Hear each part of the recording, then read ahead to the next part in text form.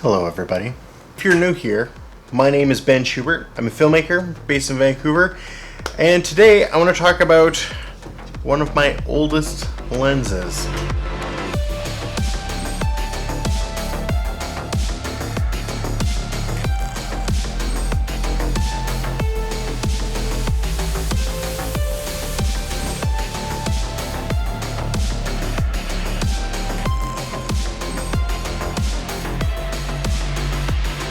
I bought it with my 5D Mark II like 6 or 7 years ago, and I used this thing so much. Actually, for years I hated this lens.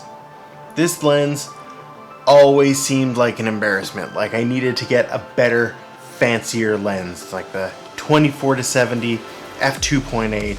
You know, it's sharper, smoother, oh, all that bokeh. Oh, so great. But you know what?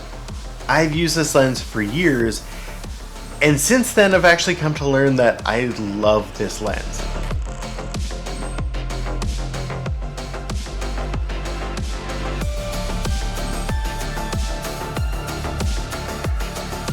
First of all, it's just a great multi-purpose lens. I do a lot of handheld run and gun documentary style filming with this lens, and the image stabilization alone is what makes that worthwhile. The next thing I've come to learn really from shooting with this lens and other lenses, other 2.8 lenses, is that the difference between 2.8 and f4 doesn't have to make that big of a difference. Yes, it lets more light in if you're in a dark place, but I tend to either not film in very dark places, or I'm really comfortable using available light to my advantage. I like filming silhouettes.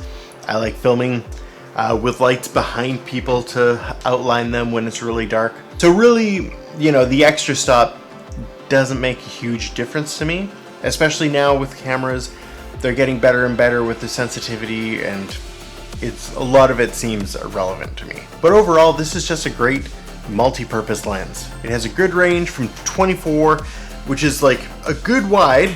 It's not so crazy wide as a 16, which I find gets a little fisheye at times, but it's a really normal wide, to the 105, which is like a reasonable zoom. It's not as tight as the 200 and 70-200, but it does a really good job. 70 at 2.8 has a fairly similar depth of field as 105 at f4. So I just want to go back to the story, but for the longest time, I filmed with just this lens, and I coveted all the other lenses. And over the years, since, you know, that initial time of coveting, I've used other lenses, I've owned other lenses, and this is generally the lens I use the most. For me, in the coverage I like to get, I would way rather have, you know, a 24 to 105 than say 16 to 35 or 18 to 35 or even 70 to 200, right?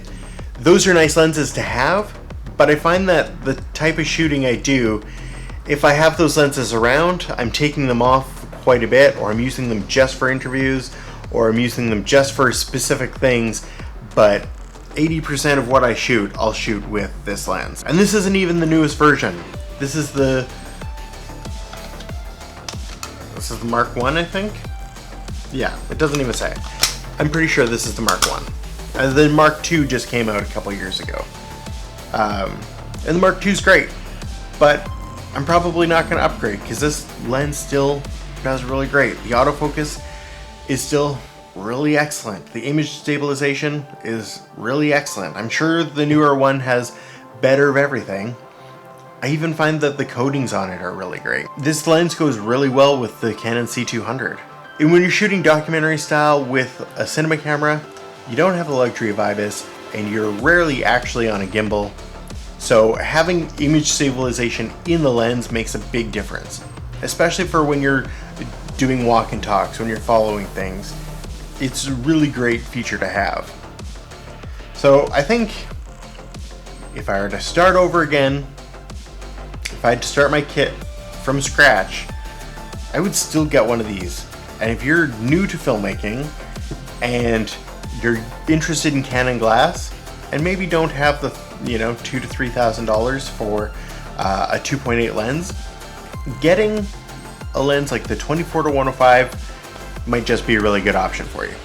Anyways, if you have other thoughts about this lens, or if you've used it and you love it, or you used it and you just hate it, leave a comment below. I'd love to hear what your thoughts on it are. Otherwise, if this video has helped you, hit that like button, subscribe if you aren't already, and I'll see you in the next one.